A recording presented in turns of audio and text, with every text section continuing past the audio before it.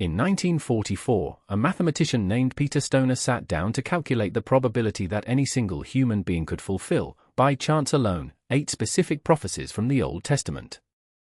His method was simple, rigorous, and the results were staggering.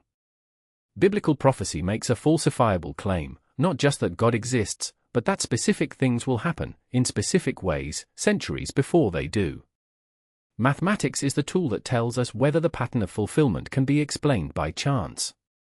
And the mathematics lead somewhere remarkable. Probability is expressed as a number between 0 and 1. A coin flip is 1 in 2. Roll a specific number on a die, 1 in 6. When independent events combine, their probabilities multiply. 20 coin flips landing heads is 1 in over a million. Science uses a threshold of 1 in 20 to reject chance as an explanation. Particle physics requires 1 in 3.5 million before claiming a discovery. Peter Stoner applied this same rigorous framework to the prophecies of the Old Testament, and what he found exceeded every scientific threshold by a margin that has no physical comparison. Peter Stoner selected 8 prophecies, each specific enough to test, each with a probability that even skeptics could defend. Born in Bethlehem, 1 in 280,000. Entering Jerusalem on a donkey, 1 in 100. Betrayed for 30 pieces of silver, 1 in 1,000. The silver thrown into the temple to buy a potter's field, 1 in 100,000. Wounded in the hands, 1 in 1,000. Silent before his accusers, 1 in 1,000. Buried with a rich man despite dying with criminals, 1 in 1,000. Hands and feet pierced, written 1,000 years before crucifixion was invented, 1 in 10,000. Multiply these together and the result is 1 in 10 to the power of 28. To give this number physical meaning, Stoner asked his students to imagine covering the entire state of Texas, 268,000 square miles, with silver dollars 2 feet deep. One coin is marked with a red X.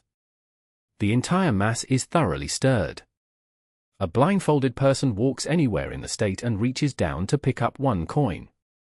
The probability of picking the marked coin on the first try is approximately 1 in 10 to the power of 28. That is the probability that any one person fulfills just 8 of the messianic prophecies by chance alone. Stoner did not stop at 8. He examined 48 prophecies. The probability drops to 1 in 10 to the power of 157. The total number of atoms in the entire observable universe is only 10 to the power of 80. 10 to the 157th power is incomparably larger, a number for which no physical analogy exists. The fulfillment of 48 messianic prophecies in one person by chance is not merely unlikely. It is, in any mathematically meaningful sense of the word, impossible. Among those 48, a messenger preceding him, ministry beginning in Galilee, miracles healing the blind and deaf, betrayal by a friend, soldiers gambling for his garments, not one bone broken, 3 hours of darkness, and resurrection from the dead. Writing in 539 BC, the prophet Daniel received a vision of extraordinary mathematical precision. The angel Gabriel told him, from the decree to restore and rebuild Jerusalem until the Anointed One comes, there will be 69 weeks of years, 483 years. Starting from the decree of Artaxerxes in 444 BC, using the prophetic calendar of 360-day years standard in the ancient Near East, 483 years lands on 33 AD, the year of the crucifixion.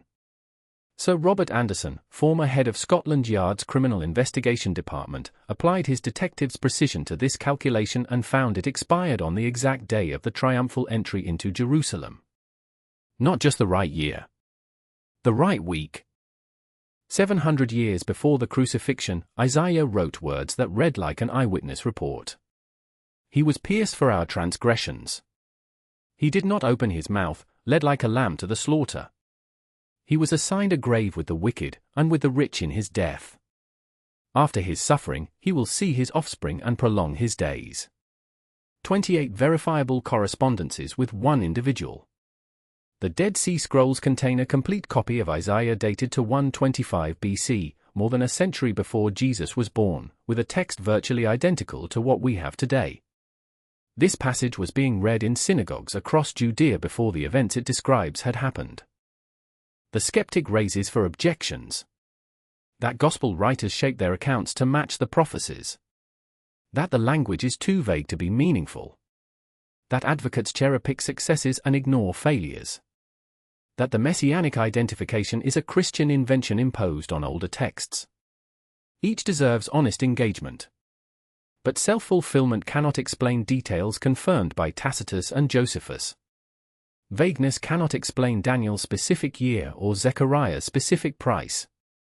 And the Dead Sea Scrolls prove that a Jewish community before Jesus was already reading Isaiah 53, Psalm 22, and Daniel 9 as prophecies of a coming Messiah. The identification is not a Christian invention. It is a Jewish expectation that predates Christianity. One person. 483 years. 30 pieces of silver. A rich man's tomb. Pierced hands. Not one broken bone. 3 hours of darkness. A borrowed donkey at a city gate. The probability that this is coincidence is not merely small, it is, for all practical purposes, zero. Blaise Pascal, who co-founded probability theory itself, wrote that the prophecies are the strongest proof of Jesus Christ. The God of the Bible does not ask for blind faith. He asks for open eyes.